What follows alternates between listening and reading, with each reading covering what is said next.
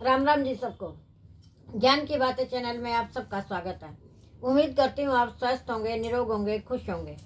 परमपिता परमात्मा से प्रार्थना करती हूँ कि आपको खुश रखे, स्वस्थ रखे, निरोग रखे। जैसा कि आप जानते हैं, शिव पुराण शुरू किया हुआ है। इसका आज हम 18वां अध्याय पढ़ेंगे। और सुना करो, अगर समय नहीं है तो फोन में चला कर छोड़ दो। इससे घर की पॉजिटिविटी आती है और नेगेटिविटी दूर होती है। आज है 18वां अध्याय। ब्रह्मा जी कहते हैं, नारद, भगवान विष्णु द्वारा की हुई अपनी स्तुति सुनकर करुणा निधान महेश्वर बड़े प्रसन्न हुए और उमा देवी के साथ सहसा वहां प्रकट हो गए। उस समय उनके 5 मुख, प्रत्येक मुख 3-3 नेत्र शोभा पाते थे। बाल चंद्रमा का मुकुट सुशोभित था। सिर पर जटा धारण किए हुए गौर वर्ण विशाल नेत्र अपने संपूर्ण अंगों से विभूति लगा रखी थी। उनके 10 भुजाएं थी। कमल नील चिन्ह था। उनके श्री अंग समस्त आभूषणों से विभूषित थे। उन सर्वांग सुंदर शिव के मस्तक भस्ममय त्रिपुंड से अंकित थे।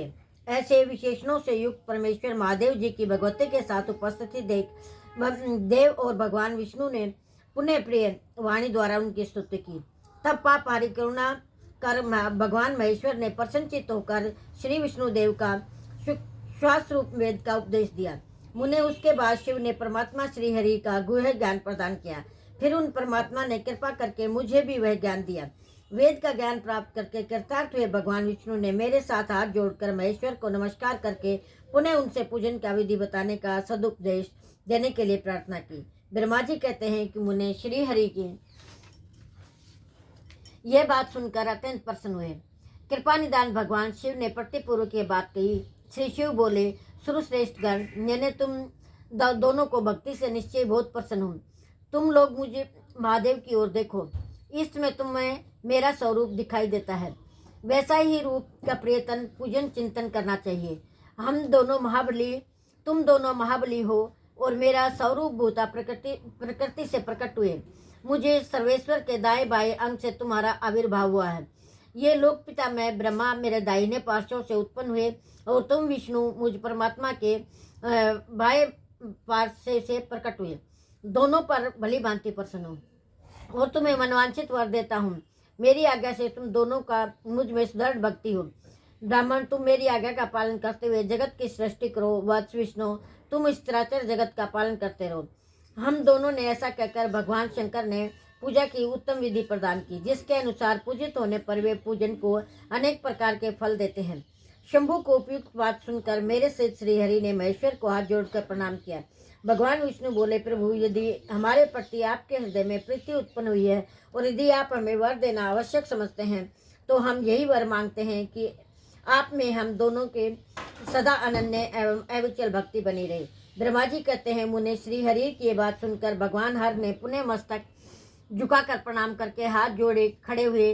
नारायण देव ने स्वयं कहा। महेश्वर बोले, मैं सृष्टि पालन और संहार करता हूँ। सगुण और निर्गुण तथा सच्चिदानंद स्वरूप निर्विकार पर ब्रह्म परमात्मा हूँ। विष्णु सृष्टि, रक्षा और प्रलय रूप गुणों और कार्यों के भेद से ब्रह्मा, विष्णु और रुद्र नाम धारण करके 3 स्वरूपों में विभक्त हुआ हूँ। हरे, वास्तव में मैं सदा निष्कल हूँ। विष्णु, तुम और ब्रह्मा ने मेरे अवतार के निमित्त जो स्तुति की है, तुम्हारी इस प्रार्थना को मैं अवश्य याद रखूंगा, क्योंकि मैं भक्त वत्सल हूँ।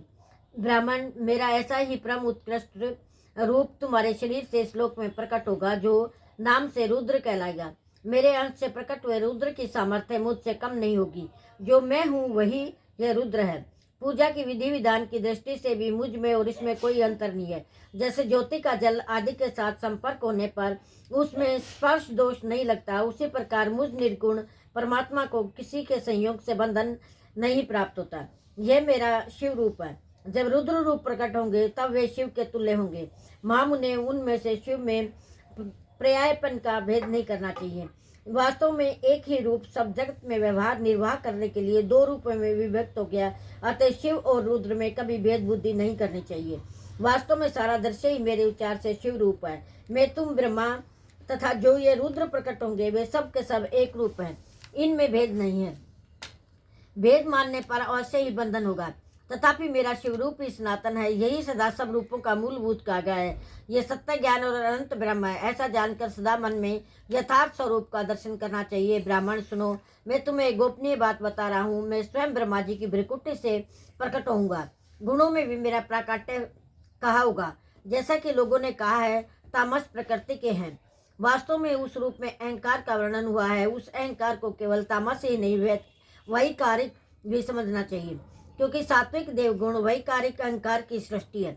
यह तामस और सात्विक आदि भेद केवल नाम मात्र हैं, वस्तुतः नहीं है। वास्तव में हर को तामस नहीं कहा जा सकता। ब्राह्मण, इस कारण से तुम्हें ऐसा करना चाहिए। तुम तो इस सृष्टि के निर्माता बनो और श्री हरि इसका पालन करें। तब मेरे अंश से प्रकट होने वाले जो रुद्र हैं, वे इसका प्रलय करने वाले होंगे। ये जो उमा नाम से विख्यात परमेश्वरी प्रकृति देवी है, इन्हीं की शक्तिभूता वामदेवी ब्रह्मा जी का सेवन करेगा। फिर इन प्रकृति देवी से वहां जो दूसरी शक्ति प्रकट होगी, वे लक्ष्मी रूप से भगवान विष्णु का आश्रय लेगी। तदंतर पुनः काली नाम से जो तीसरी शक्ति प्रकट होगी, वे निश्चय मेरी अंशभूत रुद्रदेव को प्राप्त होगी। वे कार्य की सिद्धि के लिए वहां ज्योति रूप में प्रकट होंगे। इस प्रकार मैंने देवी की शुभ स्वरूपा पराशक्तियों का परिचय दिया। इनका कार्य कर्म से सृष्टि पालन और संहार का संपादन ही है। सुरश्रेष्ठ, ये सब की सब मेरी प्रिया प्रकृति देवी की अंशभूता है। हरे, तुम लक्ष्मी का सहारा लेकर कार्य करो। ब्राह्मण, तुम्हें प्रकृति की अंशभूता वाग देवी को पाकर मेरी आज्ञा के अनुसार मन से सृष्टि कार्य का संचालन करना चाहिए। और मैं अपनी प्रिया की अंशभूता प्रातपर काली का आश्रय ले रुद्र रूप से प्रलय संबंधी उत्तम कार्य करूंगा।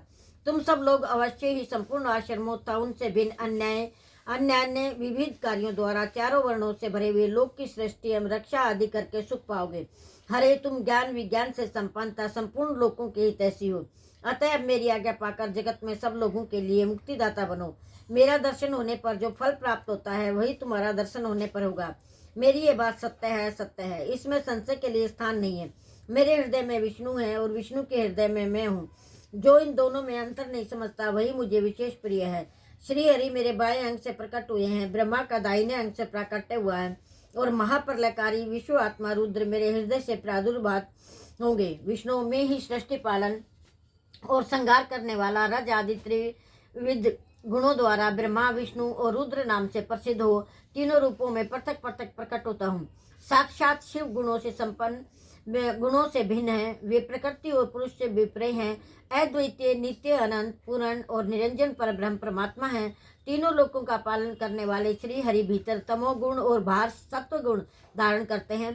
त्रिलोकी का संहार करने वाले रुद्रदेव भीतर सत्व गुण और बाहर तमोगुण धारण करते हैं, तथा त्रिभुवन की सृष्टि करने वाले ब्रह्मा जी बाहर और भीतर से भी रजोगुणी हैं।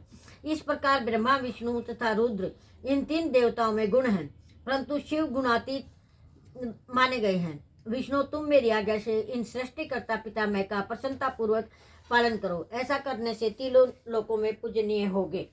आज की वीडियो में इतना ही। लाइक करें, शेयर करें, सब्सक्राइब करना ना भूलें और कमेंट करना भी ना भूलें। राम राम जी सबको।